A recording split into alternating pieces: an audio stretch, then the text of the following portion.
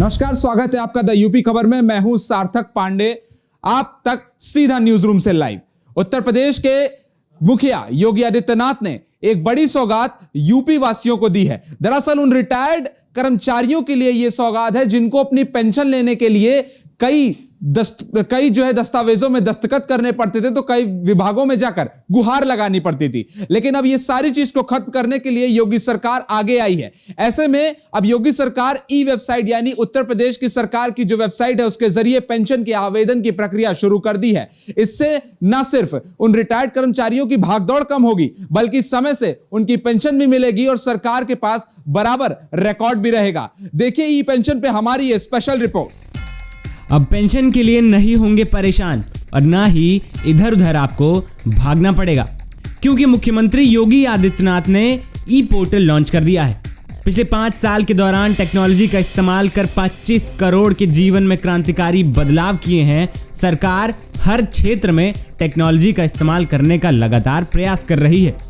उन्होंने pension portal को लेकर कहा, यह सीनियर सिटीजन की दिक्कतों को दूर करने के लिए फाइनेंस डिपार्टमेंट का एक प्रयास है। इस पोर्टल से 11.5 लाख पेंशनर्स को सीधा फायदा होने वाला है।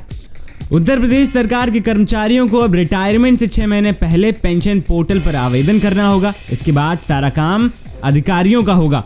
बता दें कि संबंधित अधिकारी पेंशन के आवेदन को 30 दिनों के भीतर वेरीफाई करेंगे। पेंशन पेमेंट ऑर्डर जारी करने वाले अधिकारी अगले 30 दिनों के भीतर पेंशन की मंजूरी का आदेश जारी कर देंगे। इस सारी प्रक्रिया की निगरानी पेंशन विभाग के डायरेक्टरेट करेंगे। वहीं इन सब बातों पर घबराने की बात बिल्कुल नहीं है। अगर वेरिफिकेशन या किसी अन्य प्रक्रिया में कोई दिक्कत हो भी गई तो संबंधित पेंशनर को SMS के माध्यम से सूचित कर दिया जाएगा और जल्द से जल्द आपकी परेशानी और आपकी समस्या का निवारण करने का प्रयास किया जाएगा। आवश्यकता पड़ने पर ही पेंशनरों को दफ्तर बुलाया जाएगा। बता दें कि इस पूरी प्रक्रिया में 3 महीने का समय लग सकता है, यानी राज्य सरकार पहले ही पेंशन से जुड़े सारे कामकाज पूरे कर चुकी है। पेंशन से जुड़ी सारी प्रक्रिया भी इस पोर्टल की मदद से कॉन्टैक्टलेस, पेपरलेस और कैशलेस हो जाएगी। अब कर्मचारी जैसे ही रिटायर होगा 3 दिनों के भीतर उसे ग्रेच्युटी का पेमेंट मिल जाएगा। इसी तरह पेंशन की तारीख आते ही ऑनलाइन पेमेंट हो जाएगा। पहले पेंशन के पेमेंट के लिए पेंशनरों को कोषागार में उपस्थित होने की जरूरत पड़ती थी, लेकिन अब ऐसी कोई भी जरूरत नहीं उठानी पड़ेगी। इन सारी प्रक्रियाओं में मानवीय दखल भी नहीं होगा। इससे मंजूरी और प्रक्रिया में जल्दी के नाम पर घूसखोरी की समस्या भी पेंशनरों को निजात मिलेगी। बाद में पुलिस व अन्य विभागों के लिए भी इसी तरह का पोर्टल शुरू करने की योजना बनाई जा रही है। एक बार फिर से कोरोना भारतवर्ष में अपने पैर पसारना शुरू कर दिया है।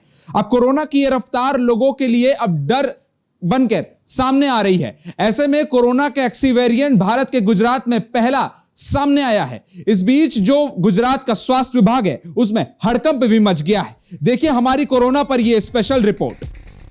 भारत में कोरोना की लहर अब और भी खतरनाक हो गई है, क्योंकि कोरोना वायरस के XI वेरिएंट का एक पुष्ट मामला सामने आया है, जो अन्य वेरिएंट के मुकाबले 10 गुना ज्यादा संक्रमित और खतरनाक भी है और लोगों को अपने चपेट में ले रहा है।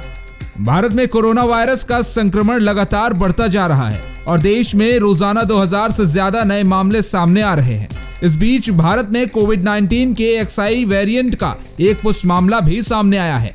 ये जानकारी भारतीय SARS COV genomics sequencing consortium की नई बुलेटिन से सामने आई है। हालांकि मंगलवार को जारी 25 अप्रैल के बुलेटिन में इस बात का पता नहीं चल पाया कि ये वेरिएंट देश के किस हिस्से से आया है। बता दें कि ये वेरिएंट पहली बार इस साल 19 जनवरी को ब्रिटेन में मिला था। XI वेरिएंट अन्य वेरिएंट के मुकाबले 10 गुना ज्यादा संक्रामक है और लोगों को तेजी से अपने चपेट में लेता है।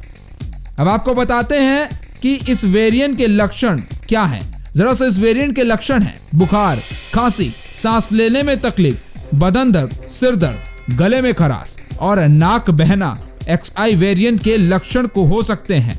इसके अलावा XI वेरिएंट के कुछ अन्य लक्षणों में थकना, चक्कर आना, धड़कन, सूंघने और स्वाद में कमी बढ़ना शामिल है। अगर किसी में ये लक्षण नजर आए तो उन्हें तुरंत जांच करानी चाहिए। हालांकि WHO यानी वर्ल्ड हेल्थ ऑर्गेनाइजेशन ने अभी इसके पूरे लक्षण नहीं बताए हैं।